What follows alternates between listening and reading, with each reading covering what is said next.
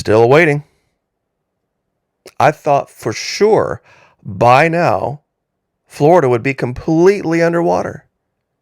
I mean, that's what the Navy map said, and that's what the History Channel and Discovery Channel specials and series said in the mid-2000s.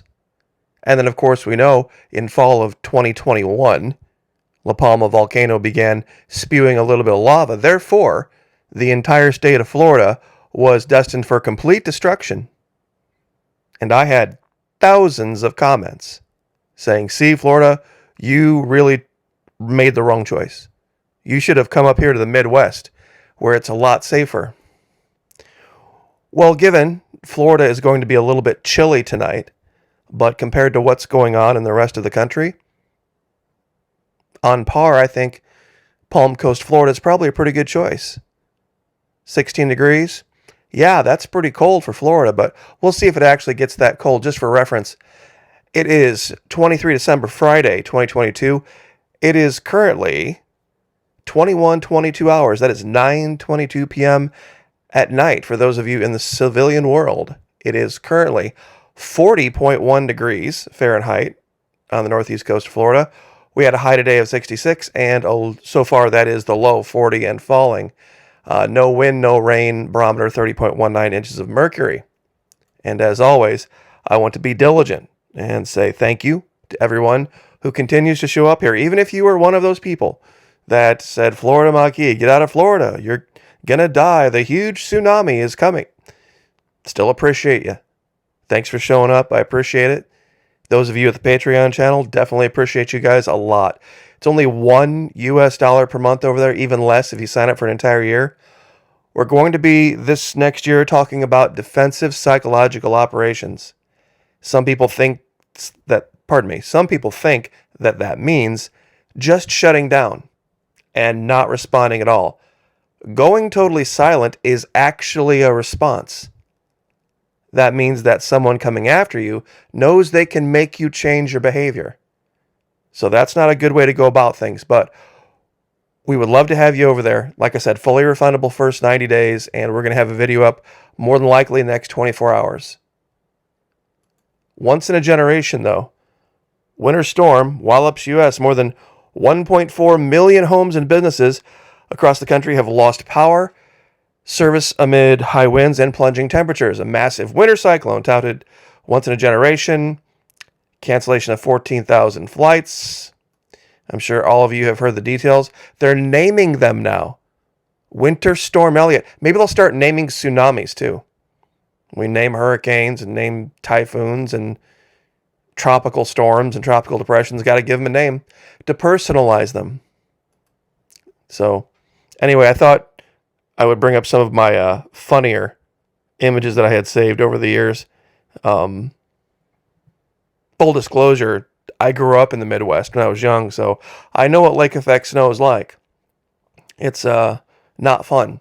It looks really, I mean, if young kids, the first time they see those big fluffy white flakes, especially around Christmas time, it's kind of magical for them, but you go live in that stuff and it is absolutely horrible. But this time of year, when we talk about Christmas, we talk about the holidays, there's a lot of secular talk about how illogical it is to continue to call it Christmas, because it really has nothing to do with Jesus Christ, and besides, Christianity is just a fallacy, the opiate of the masses. It's not real, it's all in your head kind of thing. And they run up memes like, how dare you do what I already predetermined you would do, or another one of my favorites, Christianity, the belief that an all-powerful creator sacrificed himself to save his creation from his own wrath.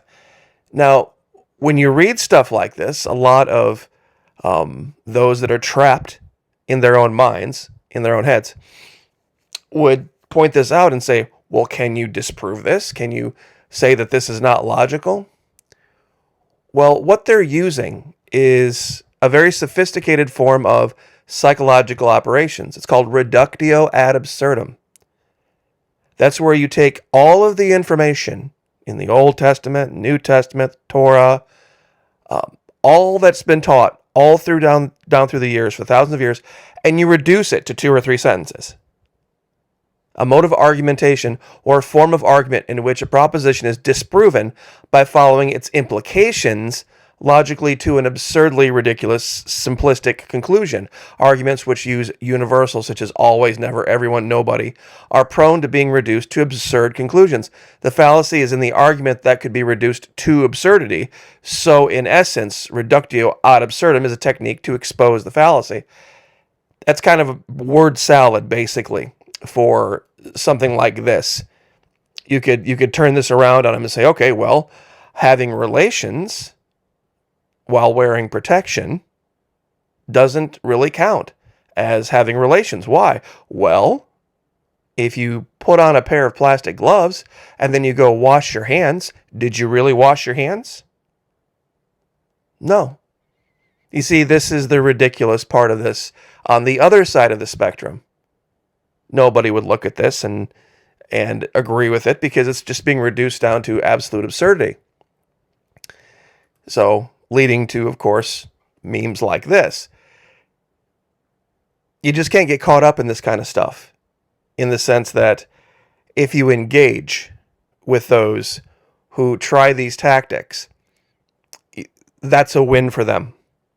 Just getting you into the pig pen is a win for the pig. That's why you should never wrestle with a pig, because pigs love getting filthy and dirty and rolling around in the mud. For them, whether they win, whether they lose, it's a win. But for you, all you're going to do is help the pig have a good day and get filthy and dirty. So sometimes people ask, Florida Maki, sometimes I see comments disappear. Or I asked this question, or I did this and you didn't respond, or something like this. Well, sometimes there are people that ask questions that don't want answers. All they want is attention and argument. And that's really the key with this. It's part of this idea of living your best life. Some preachers have said, well, if you're living your best life now, that means you're going to hell after you're dead. But, it says in the Bible that he came that they might have life and more abundantly. In fact, there's a song, I think it's called, more abundantly. More abundantly, that they might have life and more abundantly. And living your best life and living an abundant life means not entertaining those who would drag you down. And if I could give a gift to everyone in my audience, I would give them that gift. Don't think simply because someone entices you into an argument and you don't bite that somehow you've lost, or that they walk away feeling high and mighty because you didn't respond, that somehow that's some evidence that you're not educated enough, or you're not spiritually advanced enough, or anything like that. Sometimes it's just not part of God's will for us to engage in garbage like this. It really isn't. And, for every question I get asked here about, biblical this or biblical that, I've asked God 1,000.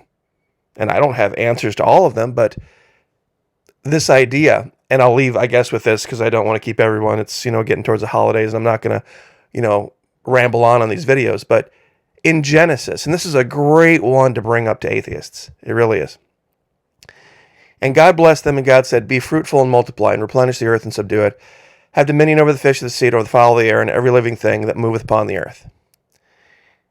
How did Adam and Eve know what the process was for creating new life?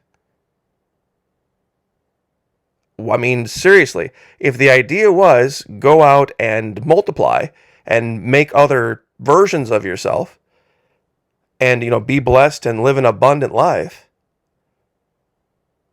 how would they have known what to do? And if you say, well, that's proof, if the atheist says that's proof that the Bible isn't true, you would have to say, well, then where did any other two, a man and woman, any other two individuals, forget the Garden of Eden, how did they figure it out? And if they say, well, it's just instinct, why aren't we still operating like animals?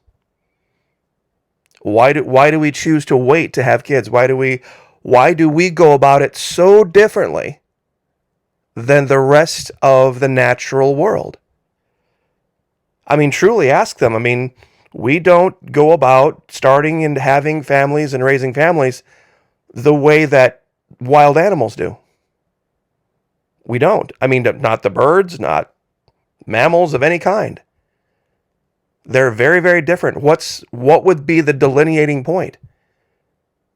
How would you explain the division between mankind, how we, us, and the animals, if this isn't true? So, anyway, I will leave it there. Not to stir the hornet's nest too much, but still waiting. And I think we're going to be waiting for quite some time. Hey, give me a choice between living 15 minutes from the sea and the sun and the surf and the beautiful weather most of the year and having to deal with what the vast majority of the Midwest is dealing with right now. There's just no way. I saw a picture of water coming out of a faucet in Oklahoma, and it was freezing before it literally hit the stainless steel. So I will leave it there. Pray for those folks. God bless. Like, share, subscribe, and I'll see you guys next time.